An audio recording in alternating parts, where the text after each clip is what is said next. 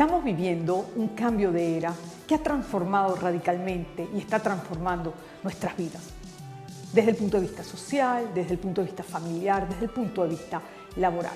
Un cambio de era marcado por la tecnología, pero era algo que ya se veía venir desde hace 5, 10, 15 años. Expertos en tecnología, en marketing, estudiosos internacionales habían dicho o habían escrito sobre el futuro del futuro. Ese es el programa de hoy, el futuro del futuro, la innovación, las marcas, la transformación, el humanismo.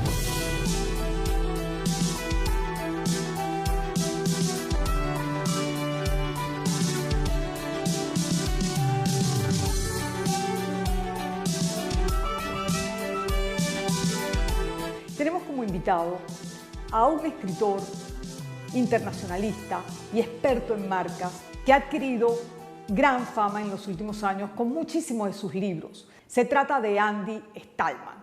Andy está con nosotros esta noche en esta conversación sobre las marcas, el futuro, la innovación y lo que estamos viviendo.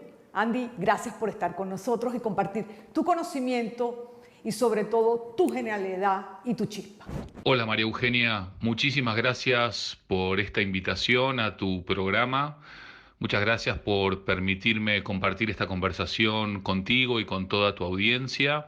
Y muchas gracias por estos espacios que nos regalas para seguir inspirando y para seguir avanzando y progresando. Esperamos que todo el mundo disfrute de lo que se viene ahora, una linda conversación contigo. En esta época de tanta incertidumbre que nos está tocando vivir, una época además caracterizada por un avance tecnológico impresionante y donde parece que la tecnología se lleva por delante al humanismo y a las personas, es una época ideal para la innovación, para emprender.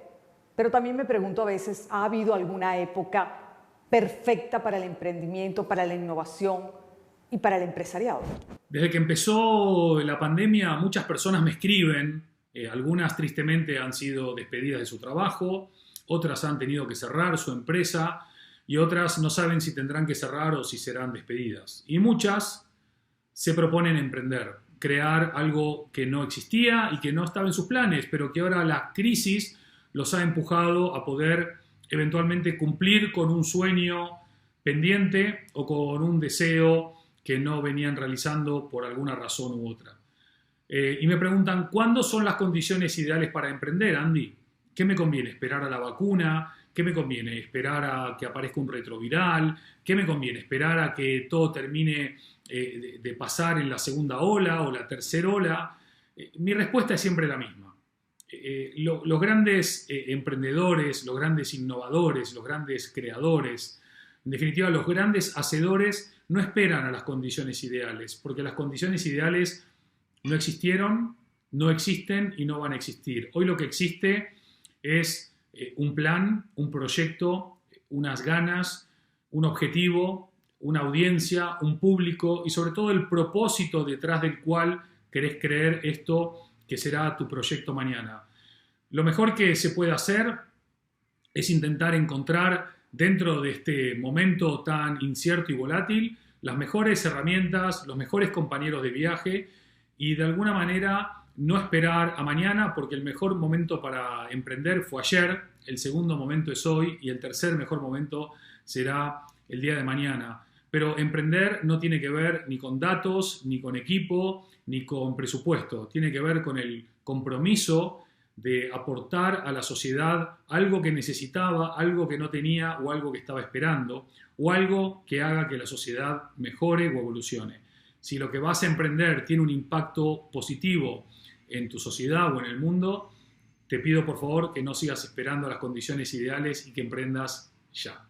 Andy, pareciera que el denominador común, de manera transversal para las empresas, para las marcas, debería estar en los valores, en liderazgos fuertes en este momento, durante y post-COVID. El denominador común de las marcas antes, durante y después, vaya uno a saber cuándo llegará el después del COVID-19 y si es que existe un después, pero hablando transversalmente sobre marcas en diferentes sectores, industrias, países o regiones, Aquellas marcas que antes del COVID-19 eran mediocres han reaccionado de manera muy mediocre. Las marcas que eran sobresalientes han reaccionado y respondido de manera sobresaliente. Y hay marcas que todavía no saben ni cómo responder ni cómo reaccionar. ¿Qué tienen en común las marcas que mejor lo han hecho y que mejor lo están haciendo y que mejor lo hacían antes y seguramente también lo hagan después?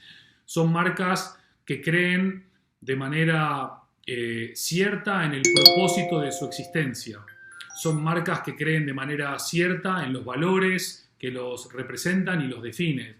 Son marcas que tienen un liderazgo claro, que se apalancan alrededor de una cultura en su organización que da vida, sentido y sentimiento al propósito y a esos valores.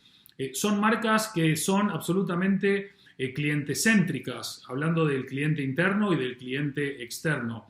Son marcas que se comprometen a construir no solamente mejores cuentas de resultados, sino que se comprometen a impactar mejor en el medio ambiente y en la sociedad. Son marcas que abrazan la sostenibilidad, que entienden a la ética como un medio y como un fin, y son marcas que de alguna manera se comprometen, más allá del tamaño de su empresa, a construir una sociedad más justa, equitativa y sostenible en el tiempo. En definitiva, las grandes marcas no tienen por qué ser un sinónimo de grandes empresas. El tamaño que de verdad importa es el del propósito, los valores, la cultura, el liderazgo y el compromiso. El momento histórico y la realidad socioeconómica y sociocultural demanda mucho más de los políticos, de los empresarios, de los líderes, demanda mucho más de todos de manera individual y de manera colectiva.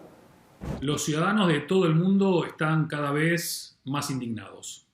La política en general, con algunas excepciones muy puntuales, no ha estado a la altura del desafío que planteó la pandemia, pero tristemente muchos contrastan que los políticos, o mejor dicho, la mayoría de ellos, no todos, no estaban a la altura ni antes ni ahora. Hay una realidad social que demanda a las empresas y a las organizaciones cada vez más transparencia, ser más éticos, que tengan una verdadera moral comprometida con las demandas cada vez más exigentes de una sociedad que no puede ignorar el rol de la política, dado que es la política la que termina finalmente aprobando leyes que impactan en la mejora o en el deterioro de su calidad de vida. Por eso los ciudadanos cada día depositan más esperanza en las marcas para poder transformar el mundo y menos en los políticos para hacerlo. Ahora bien, si por una vez los políticos escuchasen aquellas famosas palabras de Churchill en las que decía que cuando los políticos dejan de pensar en las próximas elecciones y empiezan a focalizarse en las próximas generaciones, verdaderamente los políticos pasan a ser estadistas. Creo que la política no puede darle espalda a los cambios sin precedentes que estamos viviendo, no solamente a nivel sanitario, económico, social, sino también cultural y emocionalmente. Y cuanto antes se tomen las medidas necesarias para alinear la política con la sociedad, mejor van a crecer, desarrollarse y también transformarse a mejor aquellos países que tengan políticos a la altura del desafío. Andy, existen condiciones para la innovación. La crisis empuja el cambio. Es el momento de los innovadores, de la innovación, de arriesgarse, de buscar soluciones y de transitar hacia el futuro. Indudablemente vivimos en tiempos inciertos, complejos, ambiguos y volátiles.